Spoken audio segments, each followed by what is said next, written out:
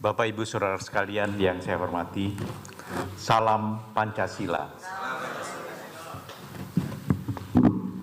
Bukan di luar kebiasaan saya sebenarnya, kalau biasanya memberikan wacana itu saya nggak pernah ada kerpekan, nggak pernah membaca. Tetapi kali ini saya betul-betul ingin membacakan refleksi karena ini merupakan catatan dari perjalanan panjang yang sebenarnya tidak panjang, baru 2 bulan kita mendirikan kita ini dengan berbagai catatan-catatan apa yang pernah kita lakukan. Izinkan saya menyampaikan wacana ini. Kalau boleh tetap disiarkan yang tadi, karena ini adalah inti sebenarnya dari wacana budaya yang saya ingin sampaikan, justru ada di karya ini. Bapak Ibu Saudara sekalian yang saya hormati, menenun keselarasan besar kita, cita, cipta. Kita sedang menenun kembali kesadaran kita. Kain sosial yang kita gunakan selama ini kian lusuh dan tersobek. Kain budaya yang dirajut turun-temurun dari generasi ke generasi kini terbilas oleh wabah, tercemar oleh kecemasan dan kehilangan asa. Putus asa, kita membutuhkan pakaian yang baru. Kita hadir di tempat ini sesungguhnya sedang menenun kembali kesadaran baru dengan corak dan pola yang belum ada bentuknya. Pola yang kita susun bersama, mencari corak sambil bekerja, menjahit menggunakan pakaian sambil memakainya.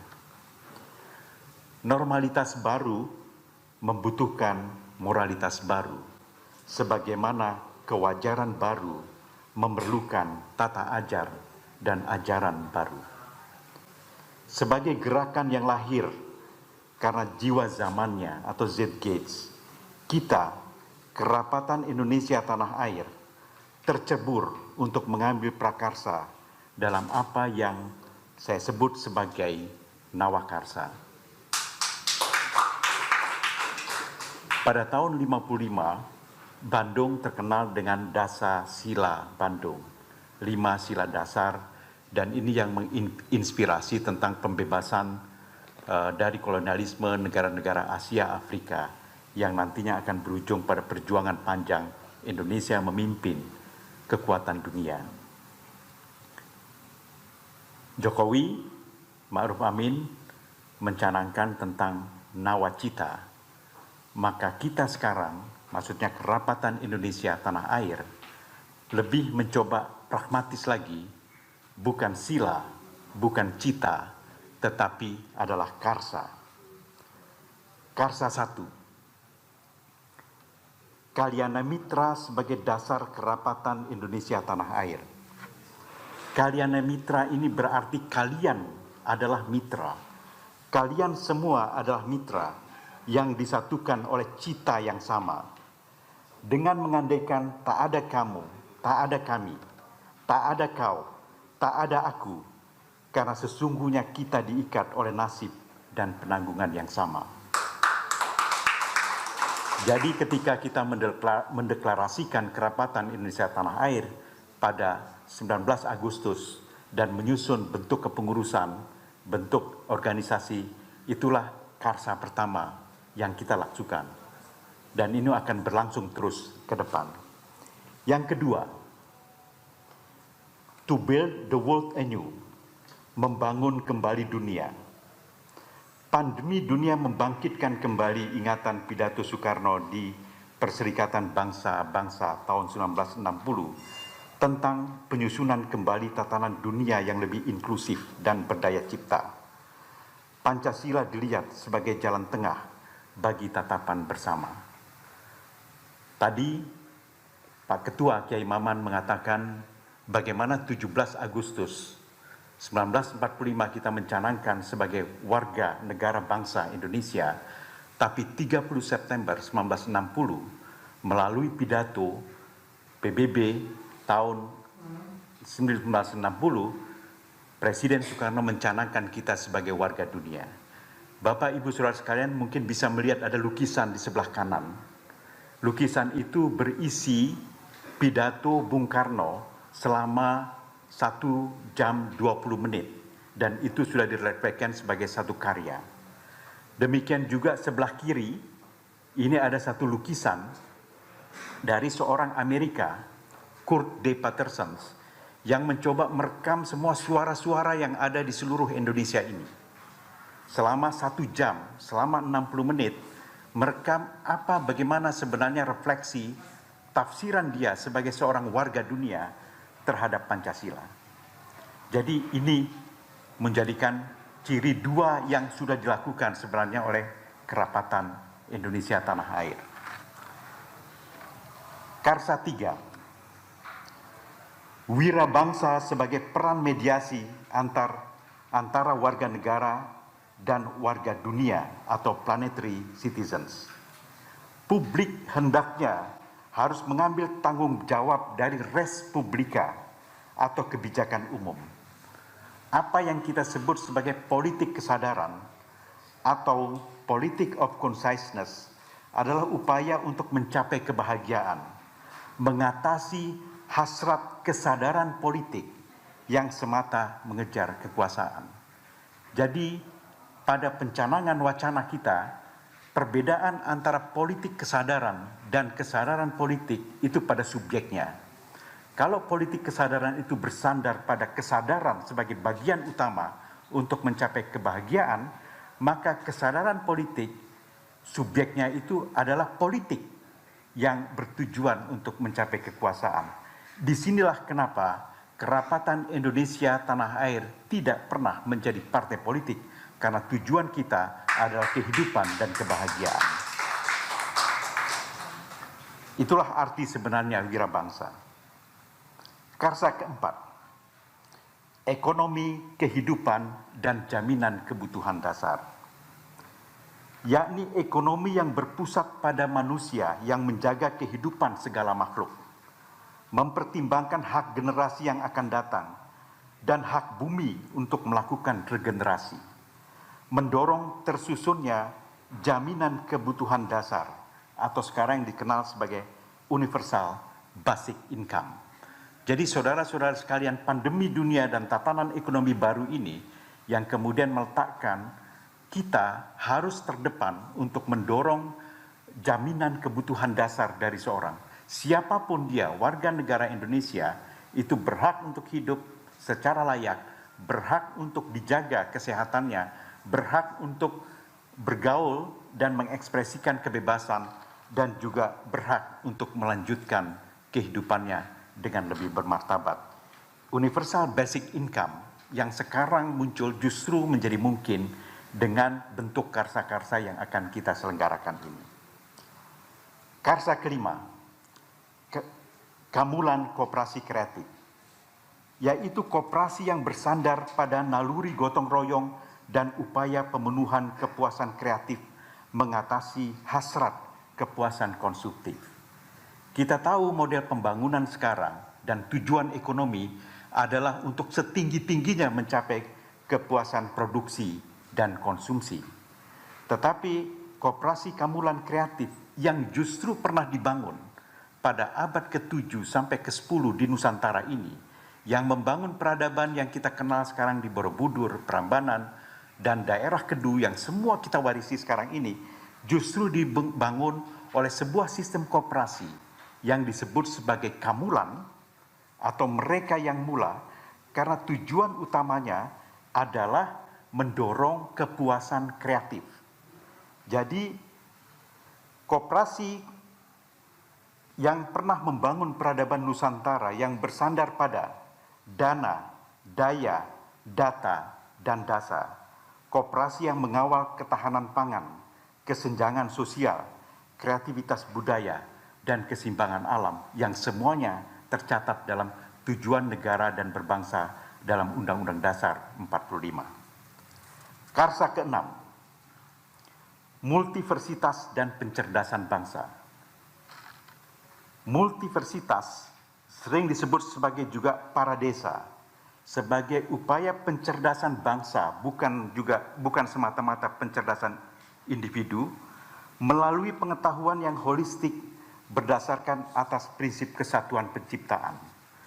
Pesantren basis yang melaraskan pengetahuan dengan tindakan, rasa, bahasa, masa, dan yasa. Dan dalam musyawarah nasional pertama ini, kita akan membicarakan rintisan untuk multiversitas gotong royong yang akan diselenggarakan di Taman Nusa Bali dan pesantren Melodia yang akan diselenggarakan di berbagai tempat di Indonesia. Karsa ketujuh, Bazarti. Bazarti adalah jembatan antara kerja dan komunikasi. Bazarti berarti bazar, yaitu pasar, arti adalah makna. Jadi pasar makna yang akan menggantikan fungsi pasar tradisional, mall, dan marketplace. Pasar yang menjadi wahana atau platform antara produksi dan konsumsi, antara kreasi dan rekreasi, rahim dan silaturahim, antara kerja dan komunikasi. Sekarang ini ada 3 Bazarti yang sedang kita rintis. 1 Bazarti di Gembrong Seni di Jakarta, 2 Bazarti di Padanggalak di Bali, dan 3 Bazarti di Borobudur. Jadi ini bukan rintisan yang sudah dilakukan. Karsa ke-9, Karsa ke-8, itu Wirajiwa. Dalam lagu yang kita nyanyikan, 3 stanza, pada stanza kedua disebutkan, bangunlah jiwanya, bangunlah badannya, marilah kita mendoa, Indonesia bahagia. Para wirajiwa adalah mereka yang menenun keselarasan besar, yang menjaga kesejajaran antara yang lahir dan yang batin, antara tubuh dan roh, antara individu dan masyarakat, antara masa lampau dan masa depan. Mereka yang selalu menciptakan masyarakat terbayang atau imagine communities untuk menjaga kehidupan melewati bencana dan tantangan ini. Inilah yang kita sebut sebagai wirajiwa yang sudah kita canangkan pada peluncuran ketika di Bandung. Karsa 9, Garuda Laman atau Galam sebagai satu kripto aset. Sebagai penanda utama jiwa zamannya, mata uang adalah kripto aset yang menjadi energi dari interaksi ekonomi dan sosial. Untuk mendorong terselenggaranya karsa-karsa di atas, dibutuhkan jenis kripto aset yang bersandar pada tradisi besar kebangsaan dan konsensus bersama. Konsep Garuda Laman yang didasari atas prinsip kita, cita, dan cipta merupakan rintisan yang dapat kita berjuangkan bersama. Saudara-saudara sekalian, saya ingin coba rekaman yang tadi bisa dikeraskan sedikit apa yang saya sebut sebagai kripto aset ini. Karya seni ini, karya seni yang Anda lihat tadi itu adalah satu karya seni yang paling kontroversial yang pernah ada dalam sejarah Indonesia, yang didebat, tetapi yang didebat berbulan-bulan dalam media sosial.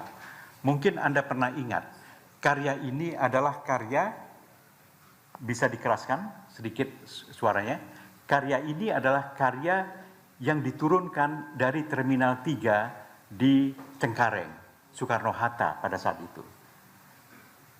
Kenapa karya ini diturunkan? Karena karya ini tanpa sadar, itu bukan tanpa sadar, secara sadar, itu memuat seluruh orang-orang yang dianggap membangun tentang negara bangsa. Negara bangsa di Indonesia ini. Di situ ada Kartosuwiryo, ada Daud Bereh, ada Aidit, ada Muso, ada Tan Malaka, seluruhnya itu. Betapapun mereka adalah yang pernah menenun keindonesiaan ini. Apakah kemudian politik selanjutnya itu tidak setuju dengan gagasan dasar yang mereka lakukan, tapi bahwa mereka pernah meletakkan batu bata untuk membangun cita Indonesia yang merdeka ini. Karya ini kemudian tidak mau karena diminta untuk diganti orang-orang yang ada di sana, tetapi pelukisnya ini kemudian menolaknya, karena kecuali kita akan merubah kembali tentang sejarah Indonesia. Nah, karena itu saudara-saudara sekalian, ini karya yang begitu panjang, yang sangat menarik, sangat original karya ini. Kalau Anda lihat, karya ini sebenarnya masih bisa dilihat di Terminal 3 di Cengkareng ya. Anda lihat yang di atas itu adalah mereka yang membentuk negara kira-kira, republik. Sedangkan yang di bawah adalah yang membentuk bangsa, para pahlawan-pahlawan ini. Nah, seluruh ini adalah hampir 10 meter semuanya, 6 meter kali 4 meter, dan dia memiliki 4 penampakan. Jadi kalau gelap dia warnanya berbeda, kalau dia dalam sinar ultraviolet warnanya berbeda, dan juga dengan warna biasa dia berbeda. Ini adalah satu karya maestro sebenarnya yang sangat kuat. Nah, dia sekarang itu mengembangkan, kenapa ada Soekarno-Hatta di sini kita mengundang, dia mengembangkan ini sebagai dasar dari kripto aset, dasar dari mata uang masa depan yang ada. Mata uang kita selama ini selalu tergantung oleh kekuatan-kekuatan di luar dari kita, oleh tatanan global. Ketika Cina sudah mengumumkan tentang kripto aset pada 20 Juni 2020, begitu juga sekarang dunia corporate internasional, Facebook mengumumkan tentang Libra Coin pada 2019 kemarin, dan kita tahu Bitcoin sudah mulai 2008, dan itu yang mempengaruhi tentang ekonomi dunia sekarang itu. Maka kerapatan Indonesia tanah air, atau yang disebut sebagai kita, kripto aset, akan mengumumkan tentang Garuda Laman ini. Saudara-saudara sekalian, kita akan tidak terbayangkan memang ekonomi kita akan ke depan ini. Tetapi dengan Garuda Laman ini, satu sistem mata uang, maka kita bisa apa yang dimimpikan oleh Bung Karno tentang kemandirian ekonomi, kesenjangan sosial, keberlanjutan alam yang dulu yang ada semua di Undang-Undang Dasar, itu menjadi sangat mungkin. Karena inilah kesempatan setelah pandemi ini kita merombak secara baru tentang sistem sosial yang ada. Saudara-saudara sekalian, karena itu saya izinkan bahwa ini ingin mengumumkan tentang peluncuran nantinya yang akan kita luncurkan pada 21 Desember 2020, dan itu nanti yang akan menjadi dasar dari gerakan kerapatan Indonesia tanah air. Karena kita, saudara-saudara sekalian, bukanlah saya kira orang relawan yang meminta dana. Kita tahu ini masanya negara bangsa, membutuhkan partisipasi aktif dan membutuhkan keterlibatan kita untuk menenun satu keselarasan baru pada masa depan. Terima kasih. Assalamualaikum warahmatullahi wabarakatuh. Salam Pancasila. Terima kasih banyak Bapak Taufik Razin. Boleh tepuk tangan sekali lagi?